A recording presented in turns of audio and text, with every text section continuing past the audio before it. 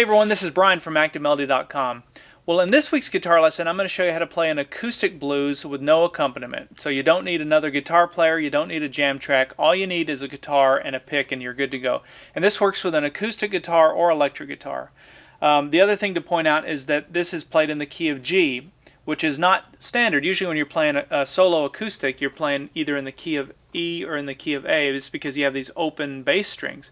But I wanted to show you how to play something in a non-traditional key so that you can transpose it. You find that there's really not a lot of open strings, so this is something that's very easy to transpose, and you can play this in the key of D or A or whatever key you want to. So we're going to break this down over two videos. So in this video we're going to take a look at the first half. If you'd like to watch the second half, as well as download the tablature for this lesson and the on-screen tab viewer, which is a really nice new feature that I have at Active Melody, you can get all of that at ActiveMelody.com. Just look for EP114. That's the lesson number for this lesson.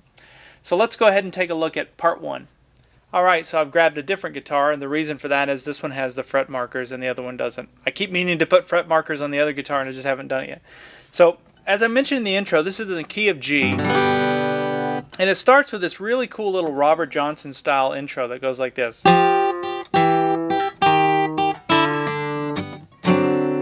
And that would be something you would hear Robert Johnson play in a song like Kind-Hearted Woman, for example. Now I know that's played in a different key. I think that's in the key of A. But it's the same principle. And that concept is actually pretty easy, and it's something that you can use all the time. It's a great little turnaround that you can use, and or an intro.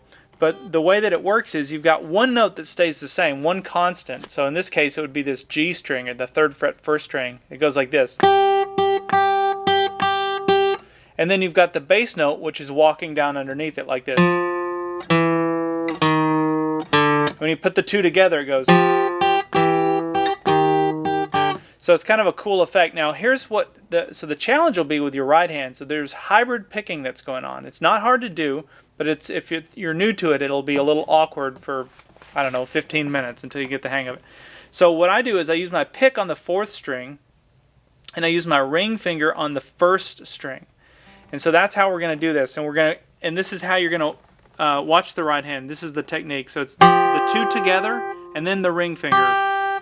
The two together, then the ring finger. So you can see it's a pattern. So it goes.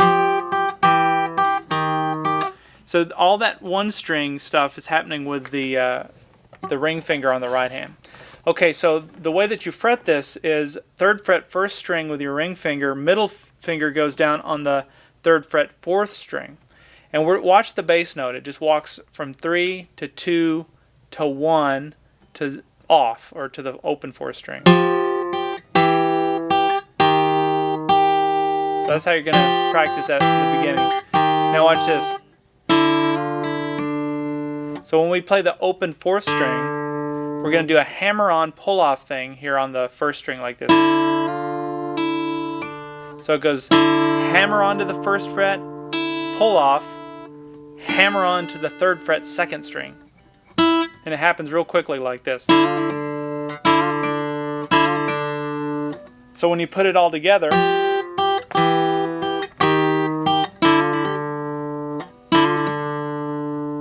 okay, now once you get there, you're ready to go into your 5 chord, which is a D 7th chord. And the way that I'm making that chord is I'm using my, it's the same shape as the C7th, if you know how to make a C7th in 1st position, but you're just up 2 frets. But anyway, pinky and ring finger go down on the 5th fret. The pinky goes down on the 5th fret, 3rd string, ring finger goes down on the 5th fret, 5th string. Middle finger goes down on the 4th fret 4th string, and your pointer finger goes down on the 3rd fret 2nd string. And you're going to play those middle 4 strings. You're not going to play the 6th string, and you're not going to play the 1 string. And that's how you make that 7th chord. It's a nice chord, and it's a chord that you can slide into them, and you have all these little things you can do with that chord. It's just real easy to grab too. It seems like it's kind of effortless. Okay.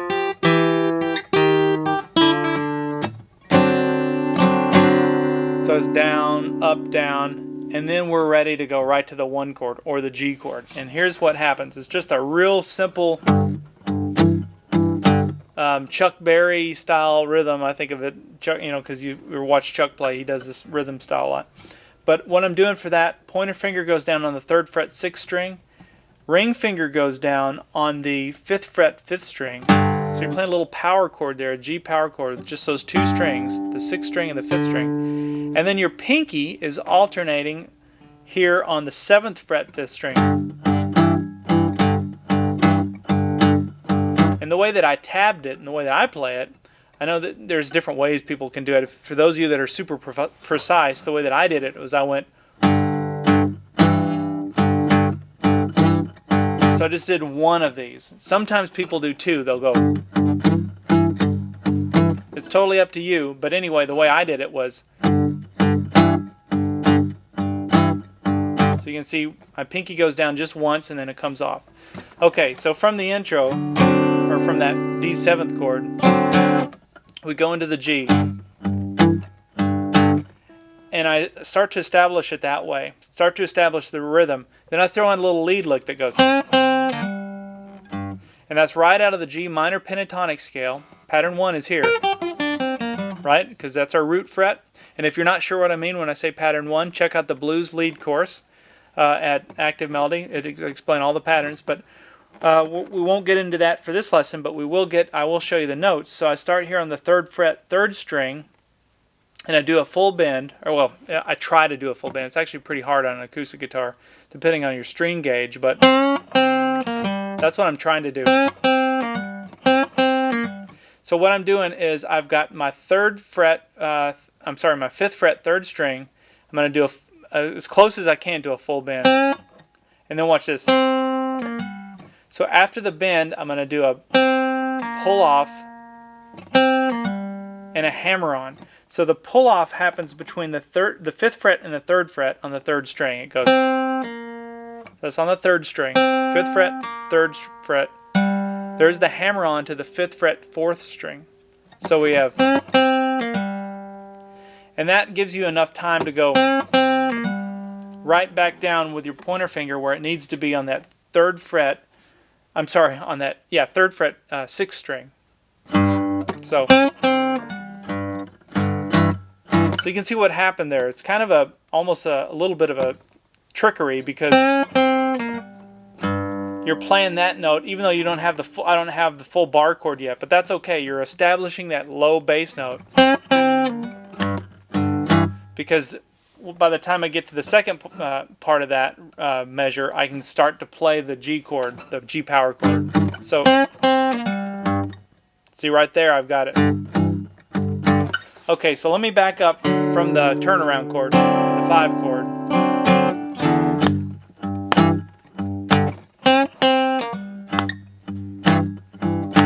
Now watch this. There's this little lick that is nice because it ends with an open string.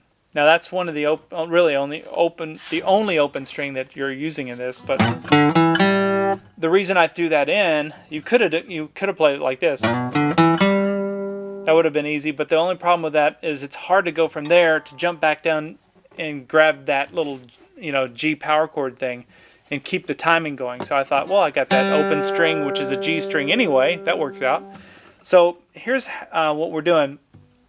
Ring finger goes down on the 5th fret 6th string, and you're going to slide up to the 7th fret on the 6th string. And this is all in a little box right here. So we're going to go from the 5th fret to the 7th fret, 5th fret, 5th string, 7th fret, 5th string, and then instead of playing the 5th fret 4th string, which would be your natural inclination because that's part of that little box, I played the open G string, which is the same note. It just gives you a chance to get back in position while that note is ringing out. So that's what I did, and I came down and just played just that note, the 6th string 3rd fret, and then I can follow it up with a little chord shuffle thing. So you can see what happens. There's that same little technique that I used the first time. So on the first one, I went, just played that one string. Same thing here. There's that one string. Okay, so let's back up from the D 7th chord.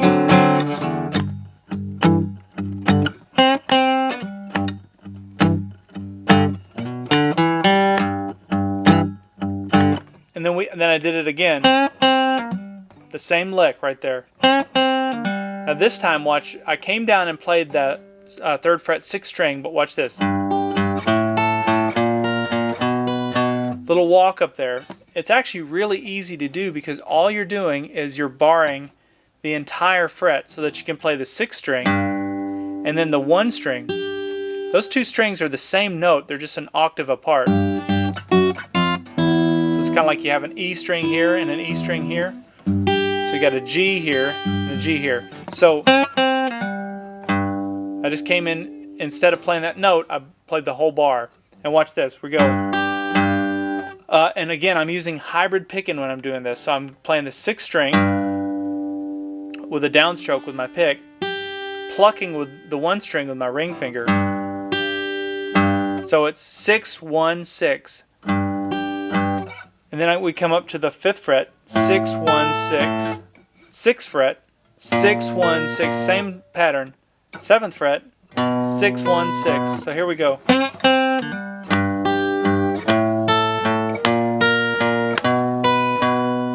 And then we're in position to play the C part. So the C part is the same little power chord technique that you play down here, but now you're just playing it up here. So your pointer finger goes down on the 8th fret. This is the 8th fret 6th string.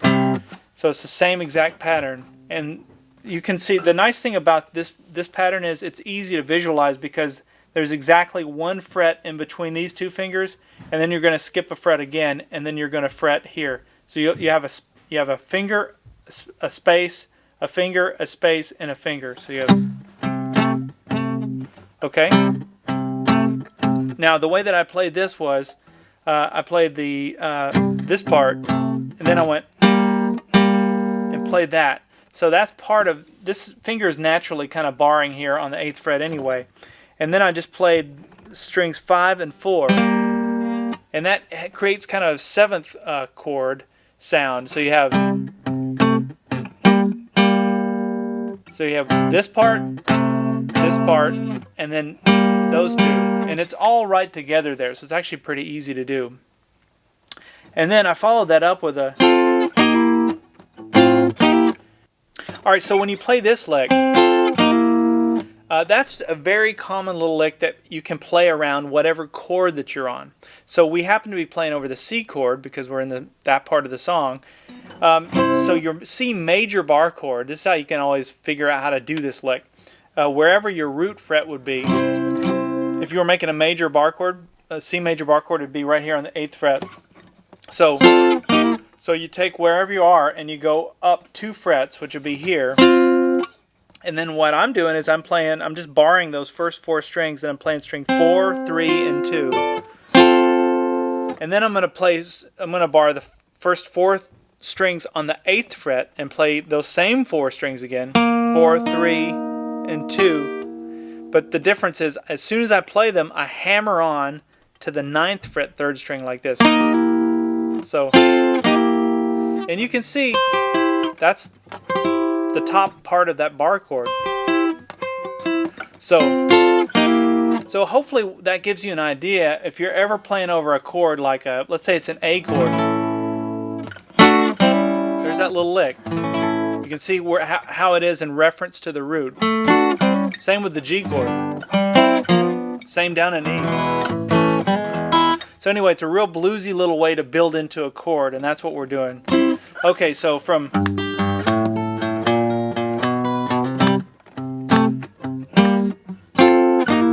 now, watch this. Watch the timing. So it's rest.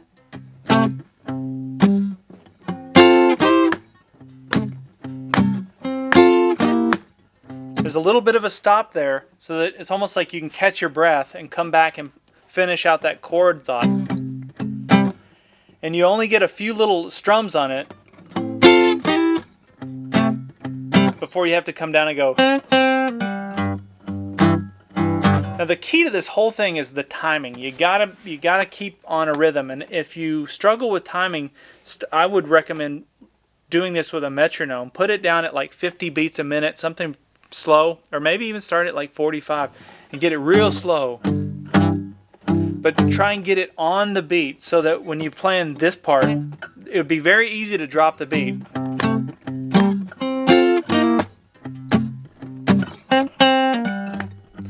The thing is, you got to keep it going. That's what makes this kind of jam with yourself style work. If you break the rhythm at any point, people notice. Non-musicians will notice if you miss a note. I'm sorry, musicians will notice if you miss a note, but non-musicians will notice if you miss a beat oftentimes, even if they don't hear the note. Somebody could be completely tone deaf, but they will definitely feel the rhythm part, so you got to keep the rhythm going. Alright, so as I mentioned, I played this lick to get us back to the G chord. It's a lick we've already learned. Now watch this. So we've already learned that lick as well. We did both of those in the first time through. Now watch, here's how we get to the 5 chord. And what I'm doing for that is I'm playing it's actually a D9. So I start with a D sharp 9. And we come into a D9. I could have played a D7th, just like we did at the very intro. But I thought the 9 chord was kind of jazzed it up a little bit, and I thought it made kind of a cool way to do it. So here's that chord, the D9 chord. We're going to take our middle finger and our ring finger. Middle finger goes down on the 5th fret, 5th string. Ring finger goes down on the 5th fret, 3rd string. Pointer finger goes down on the 4th fret, 4th string. Then our pinky goes down on the 5th fret, 2nd string. And you just play those middle 4 strings, and that's a D9 chord. Now to get to it, I slid into it like this. It's the same chord, we just moved everything up 1 fret. And that's one thing to remember. If you're ever playing a chord like that, you don't have to play it straight and just go right on the beat and play the chord. You can slide into chords. It's kind of gives it a little bit more of a jazzy flavor, I think, and it's just kind of cool. So just remember that if you ever want to kind of spice it up a little bit. Okay, so I played the D9, then I came up here and played. This is a D7th, it played in a higher position. And so after the 9, I come up here and I bar the first 4 strings on the 7th fret. And then I take my ring finger, some of you may want to use your middle finger, whatever's more comfortable, 8th fret, 1st string, and play that. Now really what we're doing, if you know how to play an A7th down in 1st position, it's that same shape, you're just playing it up here. So when you play it up here, it becomes a D7th. So you can play a D7th just like you can here, and this is another position for it. So all I did for that was I played those strings. I came down, picked that 4th string, and then I put my pinky down on the 10th fret 1st string, and then took it off. So, all right. So let's go from the 5 chord. It happens pretty quickly, and all this is just coloring around that D chord. So you have a D9, which is one color, and then you have this D7th played higher, and that's really all you're doing, is you're just filling the D space. Okay, and then the song would go naturally to the C part, but instead of me just coming down and playing the C chord, or the C7th chord, or the C9 chord, or whatever version of the C chord, I wanted to play a little lead there. So from the D, I came up and played this, and that's playing in the major pentatonic scale for the key of G, which would be where a B.B. King would play, for example. And for that, I'm sliding from the 7th fret 3rd string, and I'm sliding up to the 9th fret 3rd string. That's how it starts. And then I play this 8th fret 2nd string. And we did that twice. Or hit that note twice. Okay, so that's the G major pentatonic scale. You can tell it sounds happy in reference to the G chord. Versus bluesy, which would be the minor pentatonic scale, which would be here.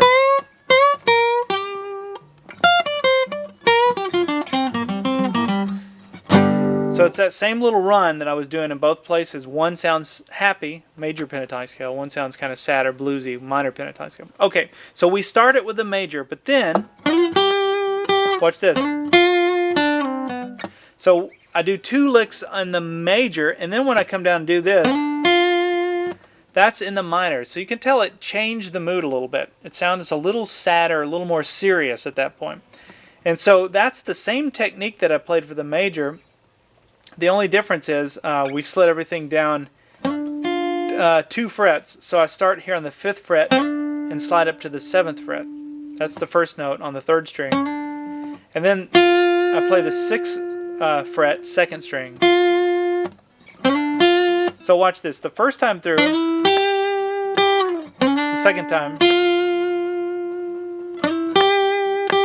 Now some of you may be confused because you may be going, okay, it's the same like 2 notes, I get that, but why did you just move it down 2 frets? I thought when you were going from the major to the minor it was like 3 frets. Well, keep in mind what we're doing is we're going from pattern 4, this is, bear with me here, but we're going from pattern 4, major pentatonic scale, to pattern 2 of the minor pentatonic scale. So we're not doing a pattern to pattern. If we were matching the pattern 4 to the pattern 4, it would be a 3 fret difference. But since we're going from pattern 4 of the major pentatonic scale to pattern 2 of the minor pentatonic scale, we're just going down 2 frets. So it just happens to look the same, but that's why that works. So we're really going playing in 2 different parallels, if that makes any sense. If anybody's confused by that, just shoot me an email and I'll do a little follow-up and explain that in more detail. Pattern 4 of the major pentatonic scale to pattern 2. That's really all you need to know if you want to kind of study it and figure out what I mean. Okay. Now watch this. So from here we go back from the 7th fret 3rd string to the 7th fret, or to the 5th fret 3rd string. It's just a slide down. Now watch this. So we're going to go from the 5th fret to the 4th fret 3rd string to the 5th fret 4th string. Not just do a kind of a pull off and a hammer on.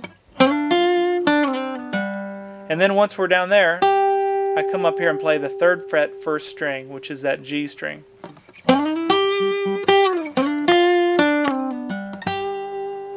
And that's all you're doing is you're dancing between the major and the minor pentatonic scale. That's your major pentatonic scale, happier sounding. A little more serious, minor pentatonic scale.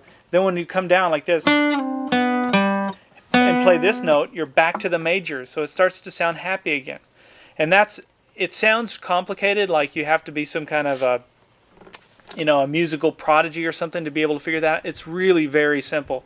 There's just a few patterns to understand, and these same licks get used over and over again. So once you get them, you don't even have to think about theory or any of that. You just remember these licks. So think about the G major par chord. You're playing notes right out of that.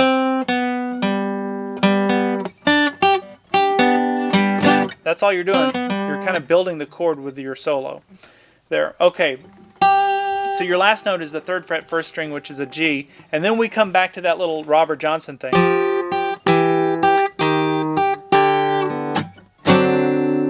And back to that D7th turnaround. And then we go into part 2, which starts with more of a lead instead of the little shuffle. Now that you've established the shuffle and everybody understands the key from the context, you can start to play things like...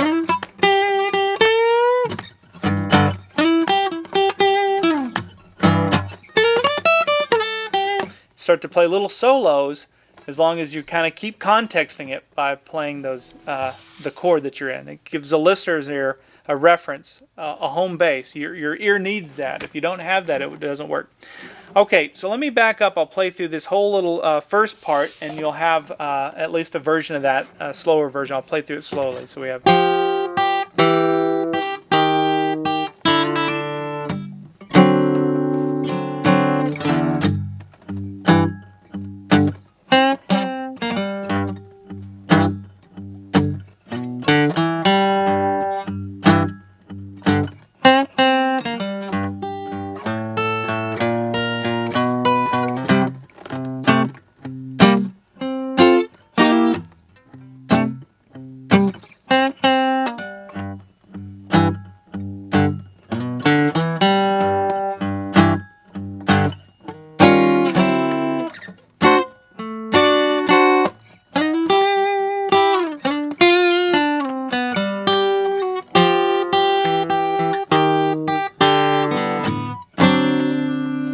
And that's part 1. I hope to see you in part 2, and we'll get into some of the lead parts that'll spice it up even further. Okay, we'll see you in part 2.